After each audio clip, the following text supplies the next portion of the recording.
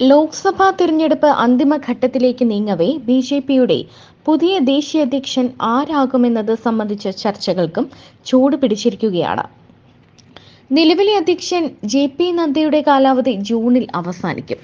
ജനുവരിയിൽ അവസാനിക്കേണ്ടിയിരുന്ന കാലാവധി ലോക്സഭാ തിരഞ്ഞെടുപ്പ് കഴിയുന്നതുവരെ നീട്ടുകയായിരുന്നു. മധ്യപ്രദേശ് മുൻ മുഖ്യമന്ത്രി ശിവരാജ് സിംഗ് ചൗഹാൻ, കേന്ദ്രമന്ത്രി ധർമ്മേന്ദ്ര പ്രധാൻ എന്നിവരുടെ പേരുകളാണ് പാർട്ടി വൃത്തങ്ങളിൽ നിന്ന് ഉയരുന്നത്. ഹരിയാന മുൻ മുഖ്യമന്ത്രി മനോഹർ ലാൽ ഖട്ടർ, അസം മുഖ്യമന്ത്രി ഹിമന്ത ബിശ്വ ശർമ്മ, മഹാരാഷ്ട്ര ഉപമുഖ്യമന്ത്രി ദേവേന്ദ്ര ഫട്നാവിസ് തുടങ്ങിയ പേരുകളും കേൾക്കുന്നുണ്ട്.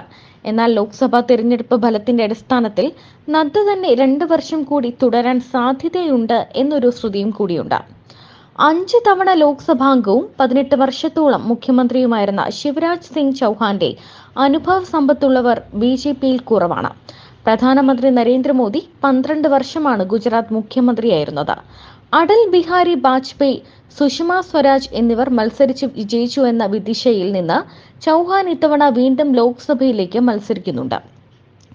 മധ്യപ്രദേശിൽ വൻ വിജയം നേടിയ ശേഷം ചൗഹാനെ മുഖ്യമന്ത്രി പദത്തിൽ നിന്ന് മാറ്റി നിർത്തിയത് ദേശീയ രാഷ്ട്രീയത്തിൽ വലിയ സ്ഥാനം നൽകാനാണ് എന്ന അഭ്യൂഹങ്ങൾ ഉണ്ടായിരുന്നു. ജനങ്ങളുമായുള്ള അടുത്ത ബന്ധവും സംഘാടന പാടവവും ശിവരാജ് ചൗഹാന് മുതൽക്കൂട്ടാണ്. ബിജെപിയുടെ മാധ്യമ വിഭാഗം അടുത്ത കാലത്ത് ചൗഹാന്റെ പ്രചാരണ പരിപാടികളും പങ്കുവച്ചു തുടങ്ങിയതും അഭ്യൂഹങ്ങൾക്ക് ആക്കം കൂട്ടുന്നു.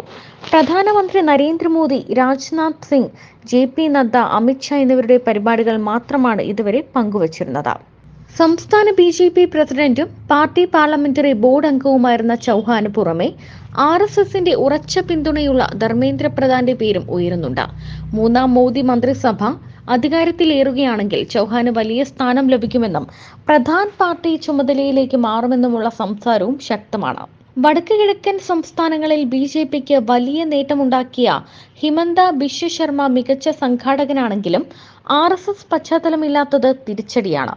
ദേവേന്ദ്ര ഫട്നാവിസ് കേന്ദ്ര നേതൃത്വത്തിലേക്ക് വരുന്നത് സംബന്ധിച്ചും 2 അഭിപ്രായമുണ്ട്.